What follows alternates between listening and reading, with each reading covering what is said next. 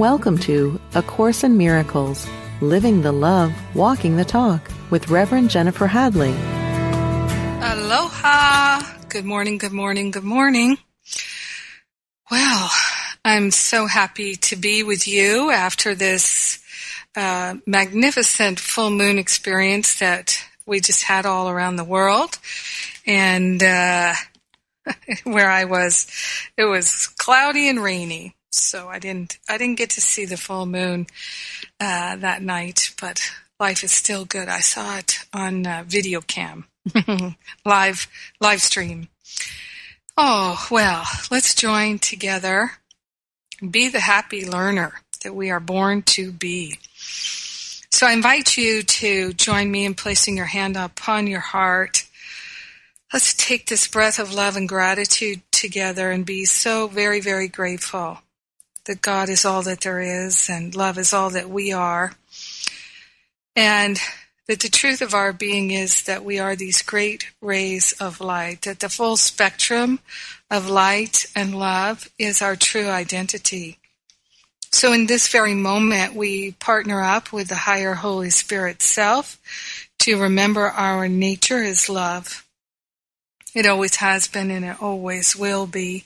We're grateful and thankful to surrender the habits, the beliefs, the patterns that make us unhappy, the blocks to love. We make a holy offering of them right now to the Holy Spirit. We're grateful and thankful to let the Holy Spirit do the heavy lifting as we open our mind to the truth that sets us free.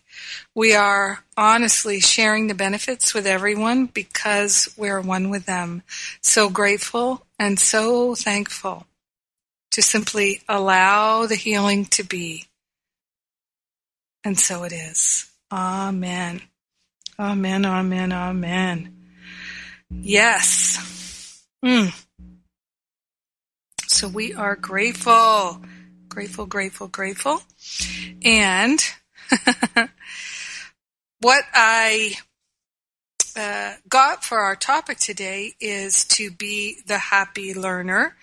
And what I know is that this is what we'd all like to be, isn't it? To be the happy learner. And yet, so often we choose the thoughts that do not make us happy. We choose that which is actually the cause of our suffering. And in fact, there's a perfect teaching from Jesus in the introduction to chapter 5, the text chapter 5, which chapter 5 is entitled Healing and Wholeness. And right there in that first section, he says to us, to heal is to make happy. I've told you to think how many opportunities you have had to gladden yourself and how many you have refused. Isn't this true? Haven't we all had so many opportunities for our happiness, and we have actively chosen our punishment, our suffering? We've actively chosen to think the thoughts that literally cause us to feel miserable. How many times have we had the opportunity to change our mind and to think the thoughts of love, compassion, peace, kindness, generosity, and forgiveness, and yet we go out of our way to think the thoughts of regret and resentment and complaints and taking offense, thoughts of blame and shame. So this is what he's reminding us of. I have told you to think how many opportunities you have had to gladden yourself and how many you have refused. So he's inviting us to really consider this. Not just read that sentence. Not just think, oh yeah, that's true. But to actually consider how many times, how many opportunities have you actively, willfully chosen to align with the ego for the cause of your suffering? And one of the things I've noticed, because certainly that used to be true of me, is I would literally avoid the things that would make me feel better. I would literally choose the things that would make me feel worse. And why did I do that? There was a sense that the pain, the suffering, the regret, the resentment, the shame, the blame, the hurt, the anger, the doubt, the fear, the worry, all of that was more familiar to me than happiness, joy, freedom, wisdom. One of the things that we notice when we're waking up, when we're in this active process of awakening, is that very often we feel so uncomfortable choosing our happiness that we will go the other way.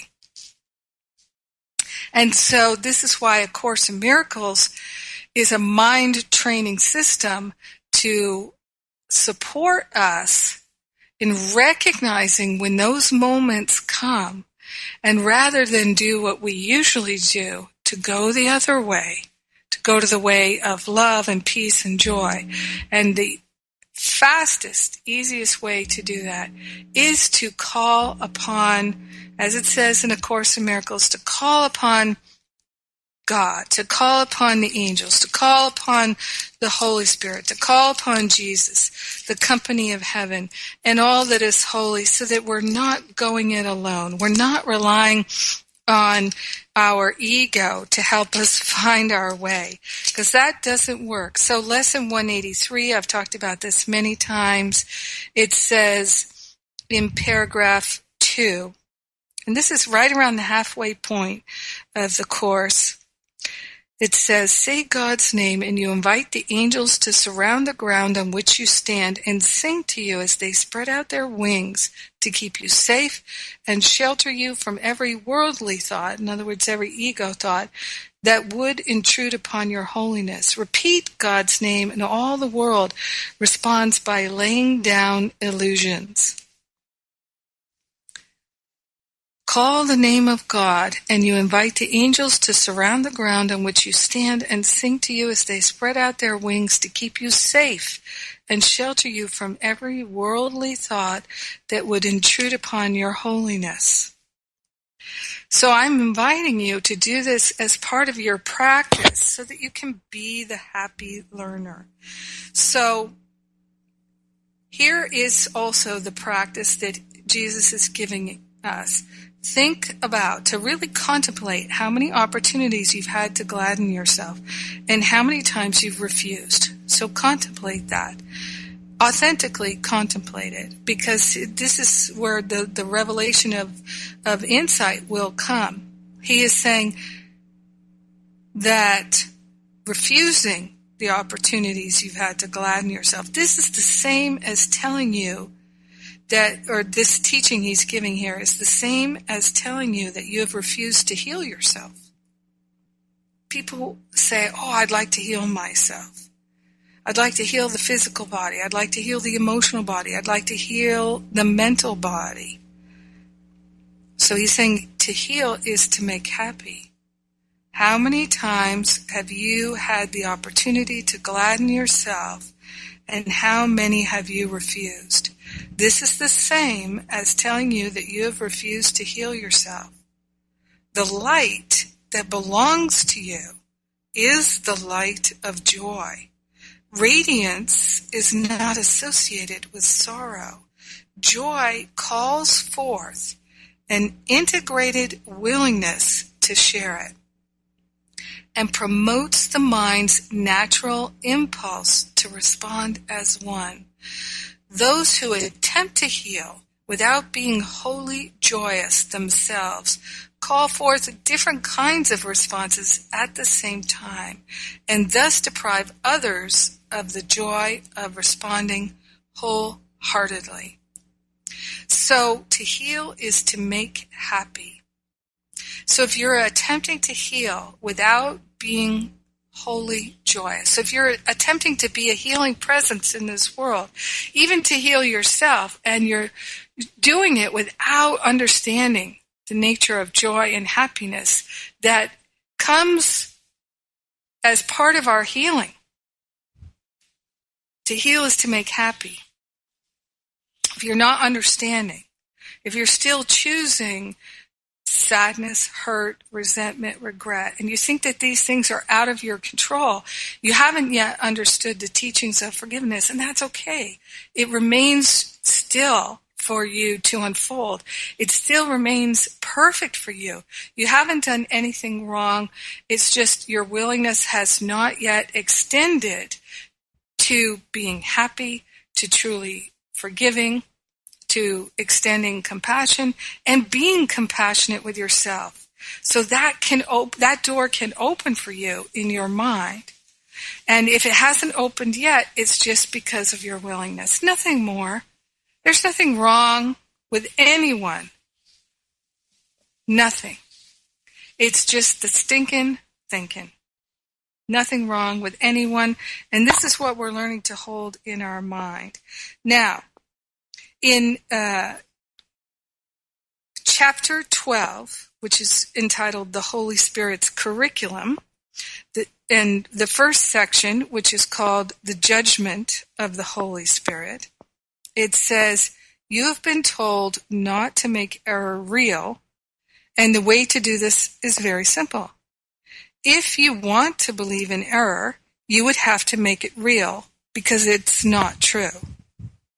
The truth is real in its own right, and to believe in truth, you do not have to do anything."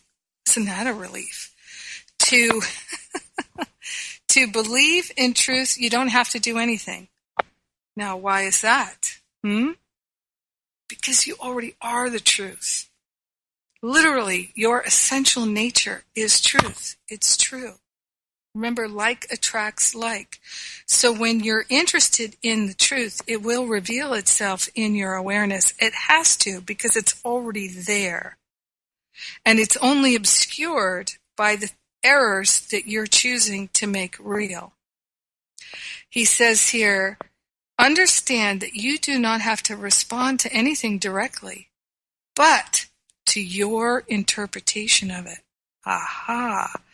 All right, so what he tells us in the workbook, I'm never upset for the reason I think.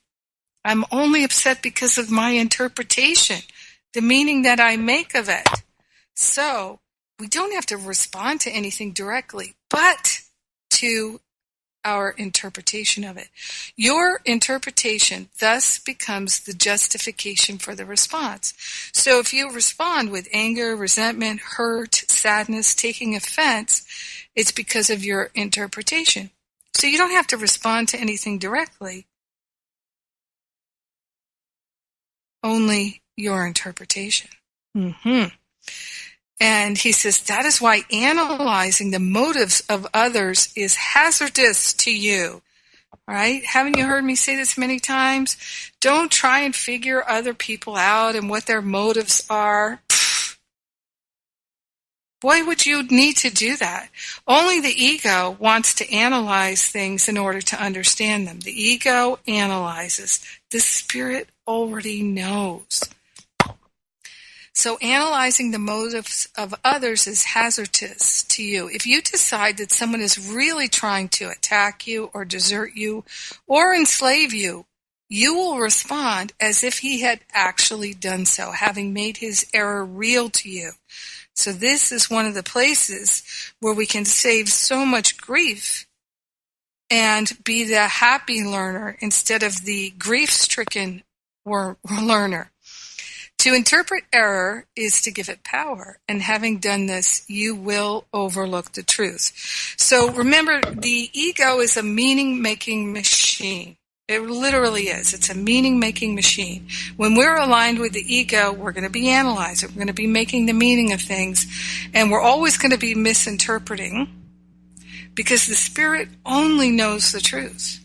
So when we're aligned with the I Am Presence, our spiritual nature, when we're aligned with the Holy Spirit, we're only going to see with the eyes of truth. We're only going to hear with the ears of truth. We're only going to know with the mind of truth. Because only truth is real. Error is not real. If you're feeling upset, it's because you're deciding to see an error where there is none. Now, you can go into the ego mind and try to analyze all that. Right? Isn't that what a lot of us do? We go into analyzing our analyzing. Yeah. See, the ego mind is like a labyrinth that takes us nowhere, only to one dead end after another. So let us go for the labyrinth of truth, which brings us home like the prodigal son. Okay? So, in truth, rather than responding to the error, believing the error, analyzing the error, if we just go right to truth, it'll be a revelation in our mind. If we're willing to say, well, right now, I'm only seeing the error, but I'm not interested in analyzing the error. I'm not interested in affirming the error or making it real, because the error is only going to upset me. I have been upset enough. And I am interested in loving myself free of all this upset. I am interested in loving myself free of the ego's prison and the ego suffering. I am interested in loving myself free and sharing the benefits with everyone. I am interested only in choosing the atonement for myself. Therefore, I cannot make the error real. If I don't make the error real, I'll never be upset.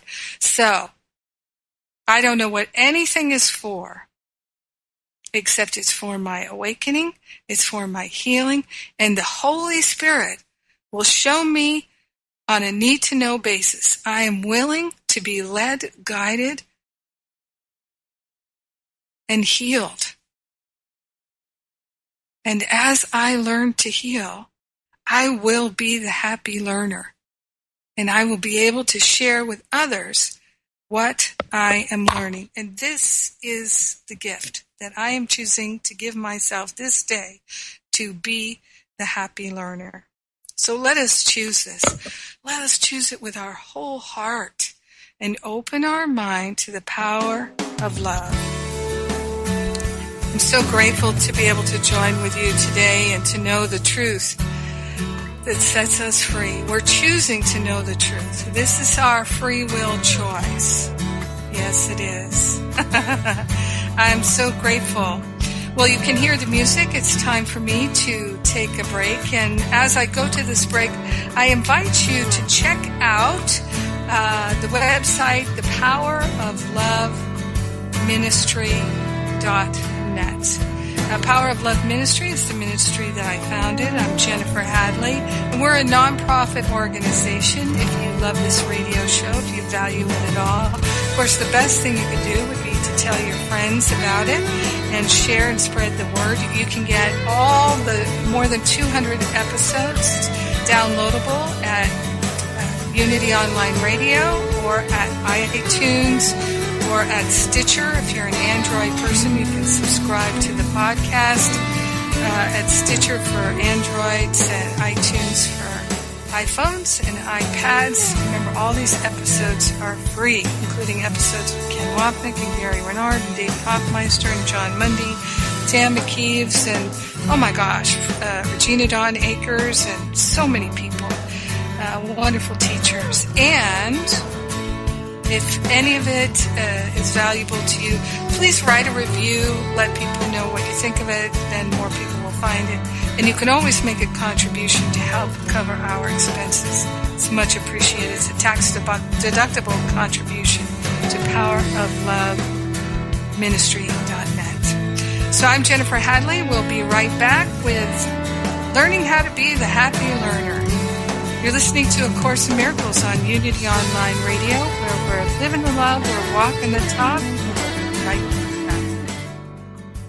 Hey, hey, hey, you're back. I'm back, Jennifer Hadley. We're talking about being the happy learner. And in our text here, there's a section in chapter 14 which is called Teaching for Truth. And it's section 2 entitled The Happy Learner. And it gives us a wonderful prayer in paragraph 3 there of section 2, The Happy Learner. It says, "The truth is true. Nothing else matters. Nothing else is real. And everything beside it is not there. Let me make the one distinction for you that you cannot make, but need to learn. Your faith in nothing is deceiving you.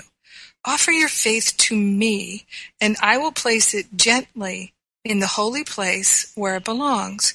You will find no deception there, but only the simple truth. And you will love it because you will understand it." So, Jesus tells us to give our faith to the Holy Spirit, to Him. It says at the beginning of this paragraph, to those unhappy learners who would teach themselves nothing and delude themselves into believing that it is not nothing, the Holy Spirit says with steadfast quietness, the truth is true. Nothing else matters. Nothing else is real. And everything beside it is not there. Let me make the one distinction for you that you cannot make but need to learn. Your faith in nothing is deceiving you. Offer your faith to me, and I will place it gently in the holy place where it belongs. You will find no deception there, but only the simple truth, and you will love it because you will understand it. Then Jesus tells us, like you, the Holy Spirit did not make truth. Like God, He knows it to be true. The Holy Spirit brings the light of truth into the darkness and lets it shine on you. And as it shines, your brothers will see it, and realizing that this light is not what you have made, they see in you more than you see. They will be happy learners of the lesson this light brings to them, because it teaches them release from nothing and from all the works of nothing. So remember, this comes from chapter 14, Teaching for Truth. And what we're learning here, when we're learning to be the happy learner, is also to be the teacher of truth. Because we're always teaching the efficacy of our choices. We're always, always teaching what we believe.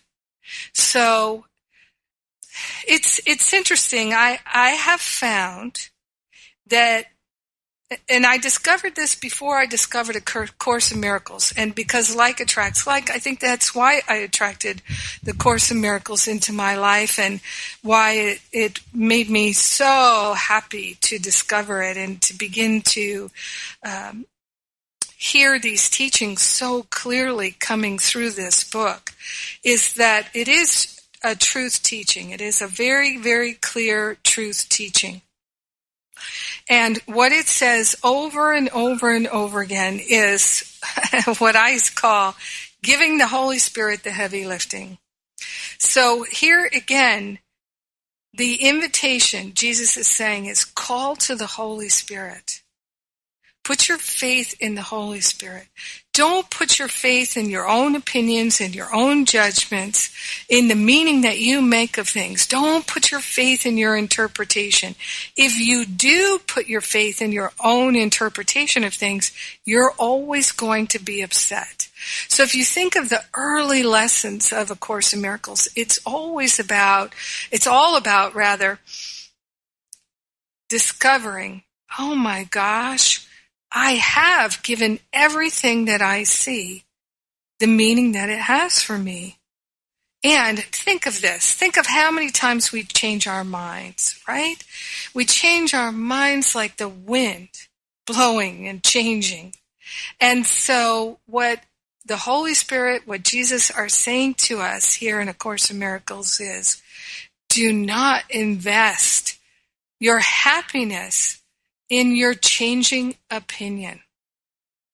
If you love someone until you discover something about them that you don't like, then that's not really love. That's what Shakespeare said, right? Love is not love, which alters when it alteration finds. So we are constantly changing our minds, changing our opinions. So our opinions are the error that we place our belief in. And this destroys our happiness every time. Every single time. So the invitation is to be the happy learner. Remember, to heal is to be happy. So many people I talk to are in physical pain, emotional pain, mental pain. They're looking desperately for some kind of healing. They're trying to go to some healer, find some kind of medication or experience or something that can be a healing to them. And yet, the healing truly is in when we are walking this earth in our daily life all day long. Every time we notice that we're feeling distressed or disturbed or upset in any way, then we can say to the Holy Spirit, I must have chosen wrongly. I must have an error in my perception. Rather than making the error real, trying to analyze it, trying to understand it, trying to fix it, the fastest path to healing and happiness is to hand it all over to the Holy Spirit. Just hand it up. That's what I call partnering up with the higher Holy Spirit self. And so that giving it away, not trying to manage it anymore, not trying to cope with it anymore. Again, not trying to go into ego analyzing. Because analyzing, managing, and coping, these are the strategies of the ego.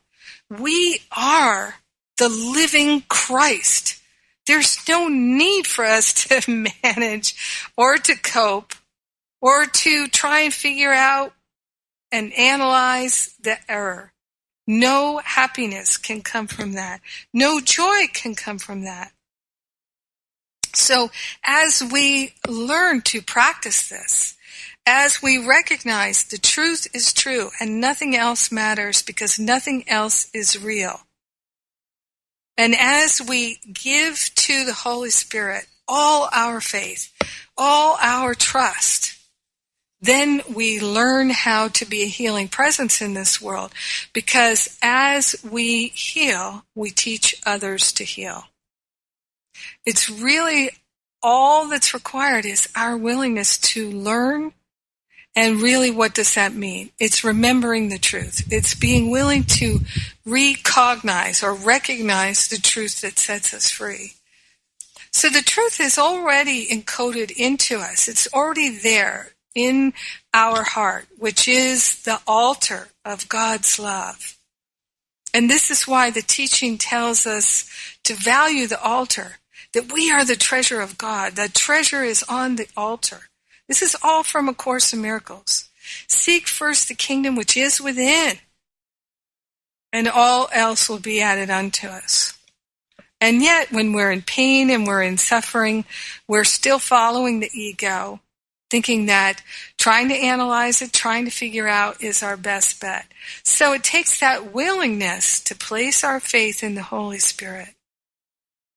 And when we start to do that, what most people I talk to find, as I did, is that experience of shifting from placing our faith in the ego's ability to manage, cope, and analyze, to placing our faith in the Holy Spirit to transmute and transcend, to show in our mind a revelation of truth, it can feel physically, emotionally, and mentally excruciating. It really can, because it's a recalibration. And it's such a deep and intense shifting that for many of us, it can be very, very painful.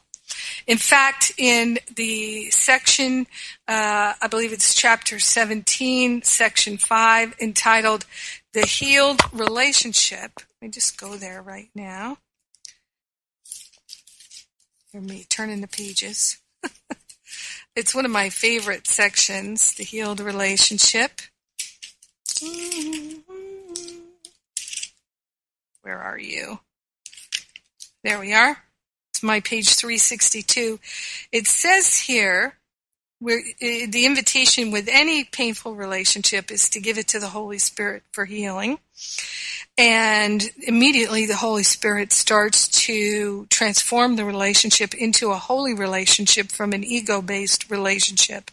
And it says here in paragraph 4 of this section 5, the healed relationship in chapter 17, it says paragraph 4, the temptation of the ego becomes extremely intense with the shift in goals. And the conflict between the goal and the structure of the relationship is so apparent that they cannot coexist. And it says, set firmly in the unholy relationship, there is no course except to change the relationship to fit the goal. So the relationship has to be changed because it goes from being a special relationship to a holy relationship. They have totally different goals. So the ego-based special relationship, the goal of it is to keep you safe in an unsafe world. Shelter against the storm. That's the way I describe it. And the holy relationship is to help you know the truth that sets you free, to help you understand the unity of all life, the oneness of all life. And it says here that now that the relationship has a new goal, what most people are going to do, and it actually says this in paragraph 3, many relationships, I'm sorry, I'm going to back up here. It says that once you give the relationship to the Holy Spirit wastes no time in introducing the practical results of asking Him to enter. At once, the Holy Spirit's goal replaces yours. So that's the holy relationship. This goal replacement is accomplished very rapidly, but it makes the relationship seem disturbed, disjunctive, and even quite distressing. So why is that? Because the relationship was originally constructed to serve the ego, right? So now you've said, I don't want that goal anymore. I want the goal of the Holy Spirit, which is the holy relationship. So now the relationship which has been constructed for the ego, it's got to be reconstructed or deconstructed and reconstructed for the holy relationship. And it says this is accomplished very rapidly, but it makes the relationship seem disturbed, disjunctive, and even quite distressing. And it says, now the relationship seems to make no sense. Right? Because we haven't fully accepted the new goal yet. So the relationship is going to seem crazy. And you have to be able to hold and keep your faith in the Holy Spirit. And it says many relationships have been broken off at this point in the pursuit of the old goal, the ego goal, reestablished in another relationship. So the temptation of the ego becomes extremely intense with this shift in goals. So when we're authentically, truly making this shift from being an ego-based person to being the happy learner, there can often be this tremendous sense of feeling lost, confused, agitated, frustrated, because we haven't quite really put our faith in the Holy Spirit yet. We're still in the habit of putting our faith in the ego. And the ego knows that we're making this shift to putting our faith in the Holy Spirit. And the ego starts to go berserk. But remember, the ego has no power of its own. The only way the ego can have any power is if you agree with it. So this is why I share over and over and over again. I have had so much healing, so much traction in my awakening, my ascension path, from actively saying to the ego, you're not in charge anymore. I am that I am, and I am one with the I am presence of every being. I am is in charge of my life now. Holy Spirit is in charge of my life now. I'm placing my faith in God. I'm no longer placing my faith in the ego. No matter how upset and crazy you get, I'm not putting my faith in you anymore. Those days are over. Now, in a sense, what the ego is trying to do is keep us safe.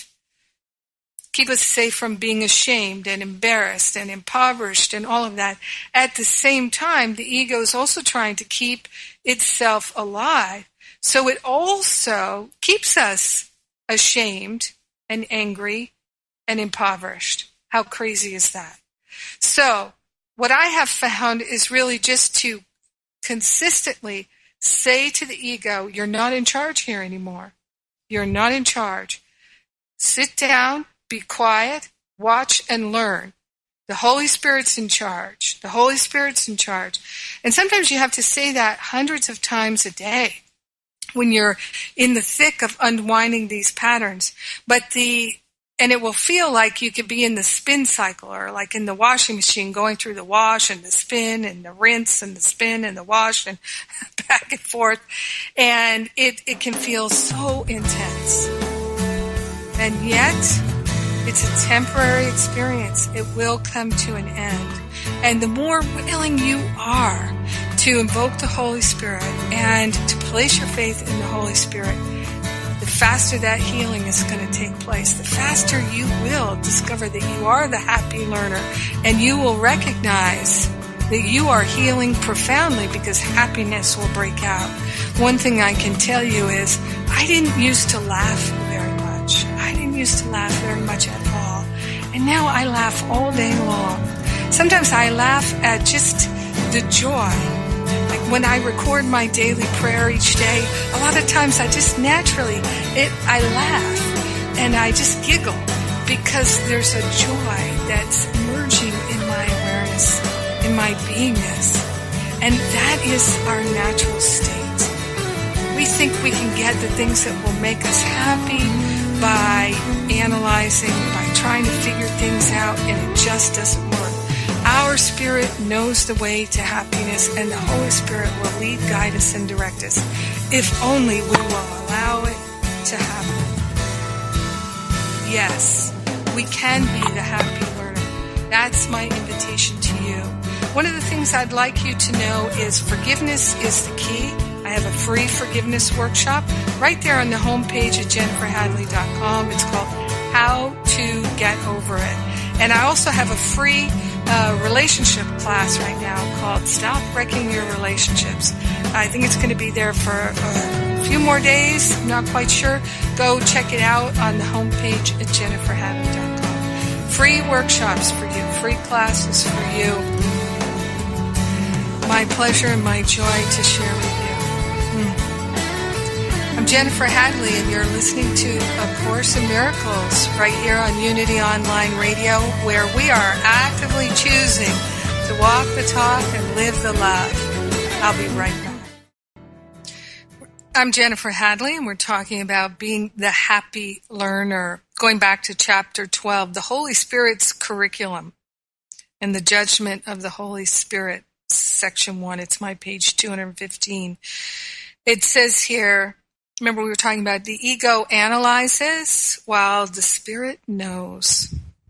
So the analysis, it says here, paragraph 2, the analysis of ego motivation is very complicated, very obscuring, and never without your own ego involvement. Well, right there, isn't that plenty of incentive not to go into analysis anymore? Remember, analysis is when you're trying to figure something out, when you're trying to understand it. So honestly, this is the thing that I think is, I just keep saying it over and over again. If you notice you're trying to figure something out, if you notice you're trying to understand it, just stop. Just stop, give it to the Holy Spirit and say, I'd like to know what the truth is here, and go on about your business. Think of great, masterful beings like Einstein, right? Theory of relativity. Talk about a revelation about relativity and the connectedness of everything in this world. He brought that forward into our consciousness from a scientific perspective. So helpful to us as spiritual beings for him to bring that forth from a scientific mathematical perspective. So if you think of Einstein and how he worked, and I've never studied Einstein, but I do know this about him. When he was stumped with something, what would he do? He would take a break. He would do something else. He would go take a nap, go for a walk, change his thought. He didn't keep trying to analyze it and understand it. He would switch modes. That to me is that same thing of giving it to the Holy Spirit. So we don't have to labor in vain trying to understand and analyze things. Everything that we need to know will be given to us if we're willing to accept it, if we're willing to allow it into our awareness. This is the divine opportunity that's available to each and every one of us in every moment. So whenever there's analysis, we're trying to understand it. We're doing that with the ego. And it says here, back to chapter 12, section 1, paragraph 2, the process of analyzing ego motivation is very complicated. The very obscuring and never without your own ego involvement. The whole process represents a clear-cut attempt to demonstrate your own ability to understand what you perceive. This is shown by the fact that you react to your interpretations as if they were correct, right? So we react to our interpretations of events and circumstances and what people say as though we're correct. You may then control your reactions behaviorally, but not emotionally. So isn't that what a lot of us are interested in, right? Isn't that part of the self-help movement, is to learn behavior modification? Well, who's in charge of that? The ego. There's no real healing in behavior modification because you're not healing the mental pattern, the cause of it. In fact, the ego is sending you down this pathway as a total distraction. And you're thinking, oh, I've got to do this and do this really well. Well, who's in charge of judging whether or not your behavior modification program is going well? The ego. You see? So that's not the way to be the happy learner. Give it all to the Holy Spirit. The Holy Spirit will guide you if you're willing. And the Holy Spirit's guiding every single one of us all the time because our mind never sleeps. We're always receiving insight and guidance from the Holy Spirit. And so often we have completely rejected it. We just go the other way. That's what I was talking about at the beginning, right? How many times have you had a chance to gladden yourself, to make yourself happy, and you refused to do it? In fact, you insisted upon making yourself miserable and doing the things that will make you miserable. You know, when I woke up this morning, I felt joy and happiness to remember the Christ is my true identity. And as I was walking around and doing things and preparing for the broadcast today, one of the things that it just popped into my mind, I guess, in preparation for the show today, was there were so many times that I used to wake up feeling hung over, from the night before, hungover from smoking too much or drinking too much or eating too many salty foods or staying up too late doing nothing important. There were so many times when I would wake up and my first thoughts would be, I would notice that I don't feel well, my physical body doesn't feel well, and then I would go right into starting to chastise myself and berate myself for having made the choices that caused the pain and suffering in my physical body. And then I would tell myself that I was stupid, that I was a loser, that I was bad and I was wrong, and I should this and should not that, shooting all over myself. No chance for me to be the happy learner there. No faith in the Holy Spirit there, only the faith in the ego's interpretation.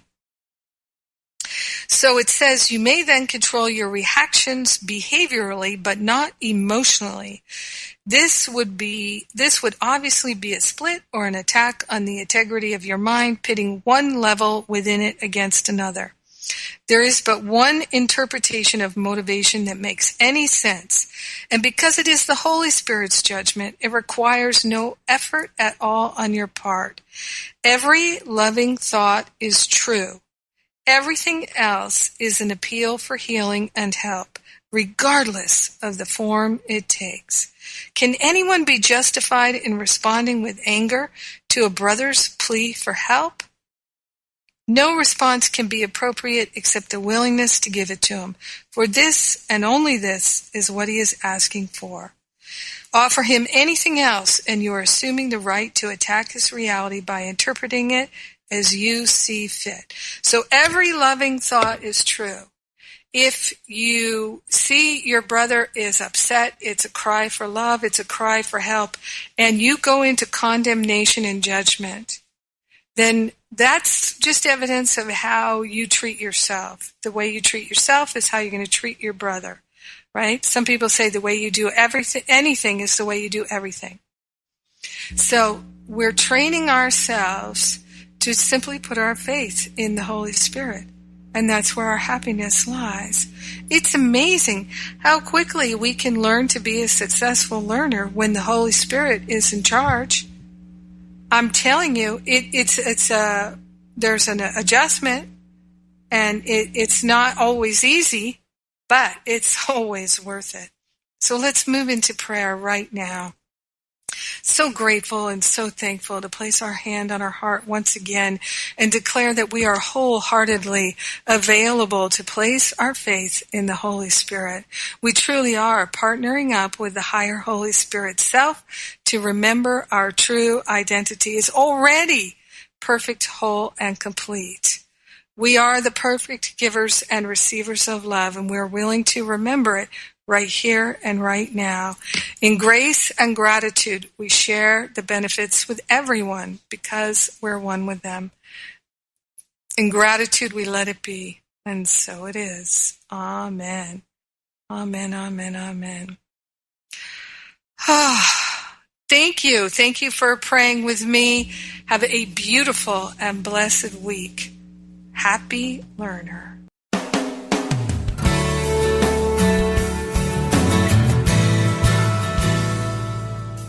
Thank you for tuning in to A Course in Miracles, Living the Love, Walking the Talk, with Reverend Jennifer Hadley. Join us every Tuesday morning at 10 a.m. Central for more tools and insights into how to express your beliefs from moment to moment, every day, in every way. A Course in Miracles, Living the Love, Walking the Talk, only on Unity Online Radio, the voice of an awakening world. This program is brought to you in part by JenniferHadley.com, a global resource providing tools, insight, and support for those seeking to live A Course in Miracles every day in every way. Online at www.jenniferhadley.com. While there, we invite you to visit Jennifer's blog, where you can join with the community of like-minded people who have become Jennifer's prayer partners through her daily power prayer. Like them, you can enjoy this extra support as you come to walk your talk and live A Course in Miracles every day in every way.